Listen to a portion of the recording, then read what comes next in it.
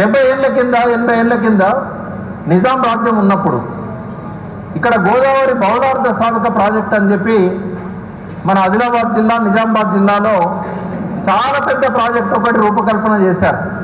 అది కనుక పూర్తయి ఉంటే 29 లక్షల ఎకరాలకు ఆ ఒక్క ప్రాజెక్టుతో నీళ్ళు వచ్చేది.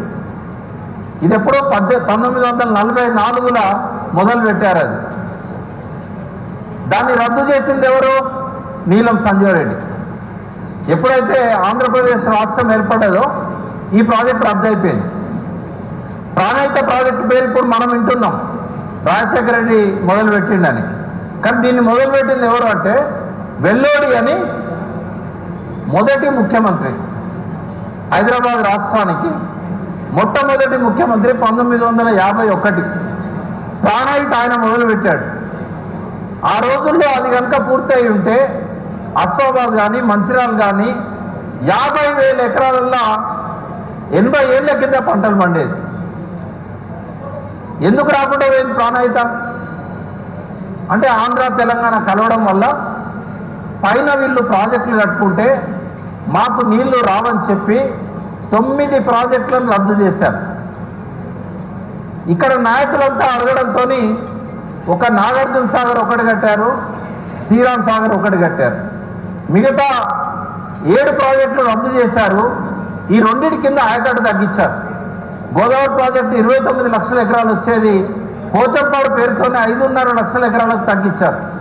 మొదలు 5.5 లక్షల ఎకరాలే. అది తెలంగాణ ఉద్యమం 69లో వచ్చిన తర్వాత దాన్ని మొదటి దశ రెండవ దశ వరద కాలువ పేరుతోని 16 లక్షల ఎకరాలకు తీసుకుపోయారు.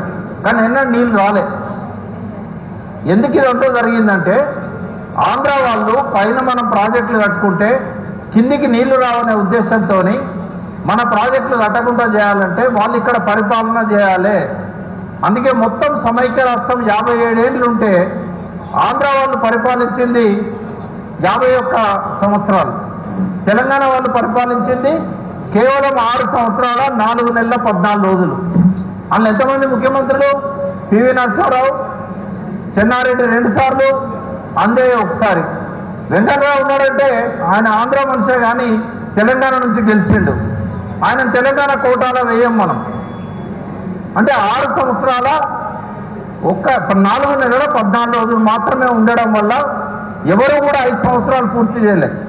5 ఏళ్ళు కాదు 3 ఏళ్ళు కూడా ఎవరు పూర్తి చేయలే. దీనివల్లనే మన ప్రాజెక్టులు రాలేదు. మన నీళ్ళన్నీ కూడా ఆంధ్రకు తరలిపోయినాయి. ఎక్కడైనా ఒక నది ఉంటే బ్యారేజీలు కడతారు, చెక్ డ్యాములు కడతారు, ప్రాజెక్టులు కట్టుకుంటారు. కానీ 500-600 మైళ్ళు గోదావరి తెలంగాణలో ప్రవహిస్తుంది.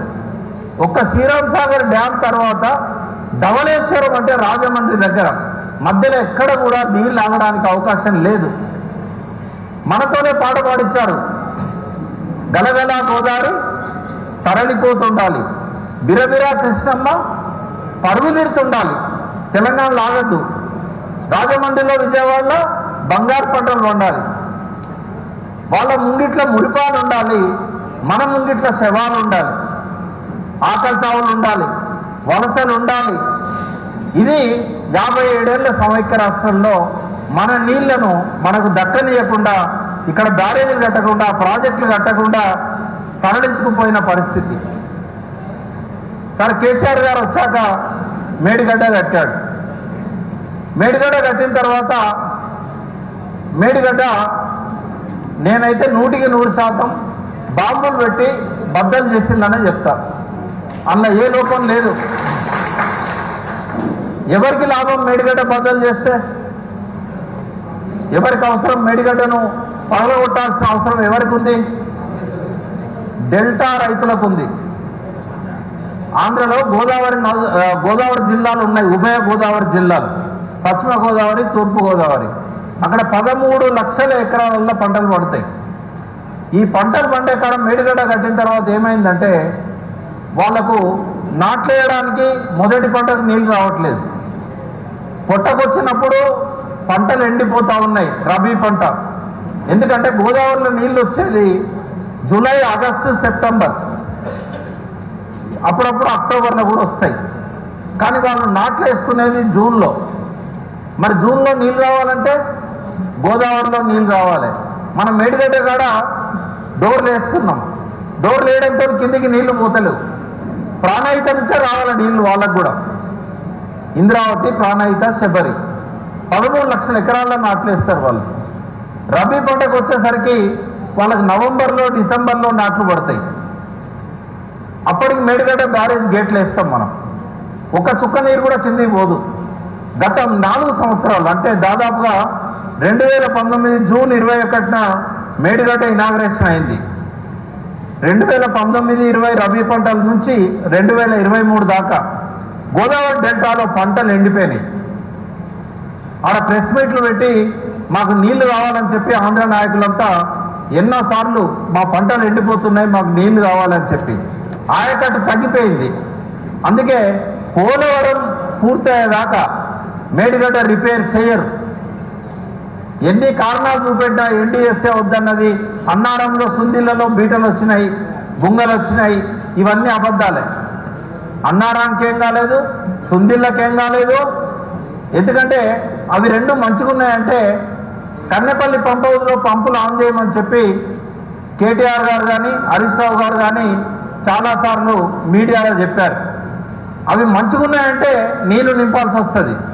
అంటే మేడిగడ్డ నుంచి కిందికి పోయే నీళ్లను పైకి నింపాల్సి వస్తుంది.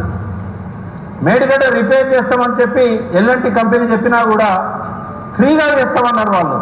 ఇది మా బాధ్యత అన్నారు.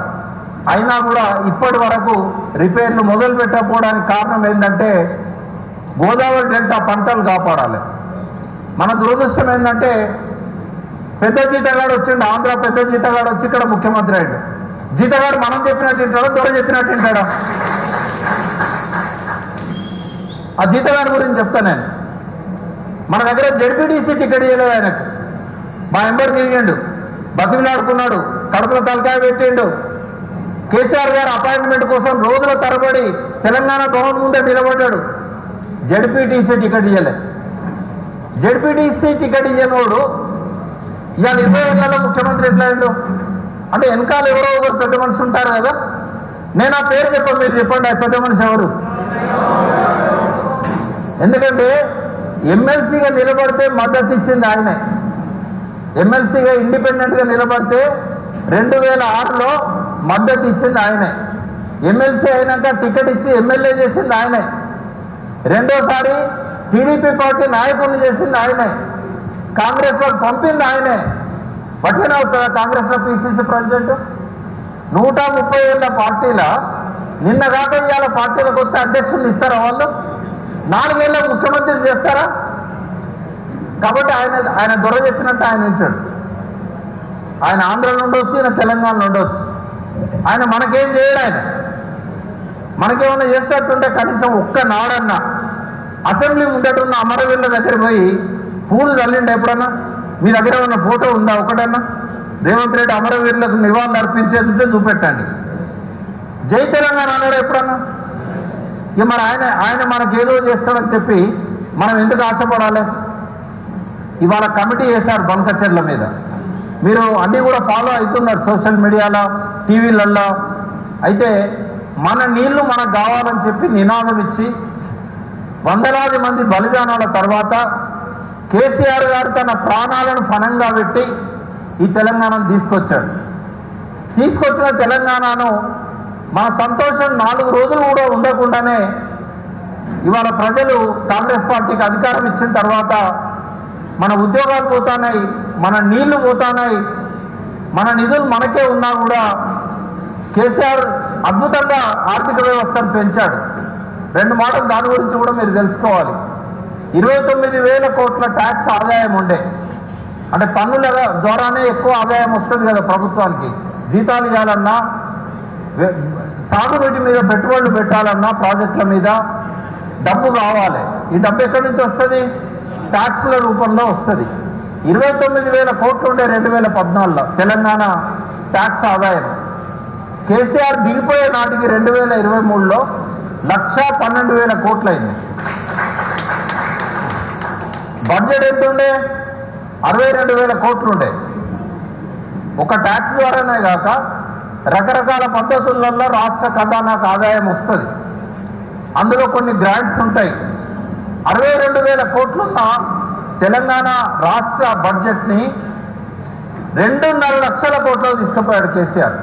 ఇది ప్రపంచంలో ఏ దేశంలో కానీ ఏ రాష్ట్రంలో కానీ ఆర్థిక అభివృద్ధిలో ఇంత పెరుగుదల అనేది మనకు ఎక్కడ కనబడలేదు. ఎక్కడ అట్టడుగున ఉన్న తెలంగాణను మొదటి స్థానంలోకి తీసుకొచ్చాడు. తలసరి ఆదాయం కావచ్చు, రాష్ట్ర జీడిపి కావచ్చు. 3.5 లక్షల కోట్ల రాష్ట్ర ఆదాయాన్ని ఆయన 13.5 లక్షల కోట్లకు తీసుకుపోయాడు. 4 రెట్ల కంటే ఎక్కువ చేశాడు.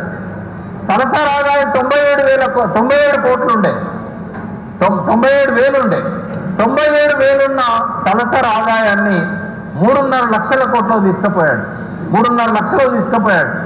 అంటే తలసరి ఆదాయమైనా, రాష్ట్ర ఆదాయమైనా, ట్యాక్స్ ఆదాయమైనా, రాష్ట్ర బడ్జెట్ అయినా పెరిగింది అంటే వ్యవసాయంలో పెరుగుదల, పరిశ్రమల్లో పెరుగుదల, సర్వీస్ సెక్టర్ అయిన ఐటీ సెక్టర్లో పెరుగుదల.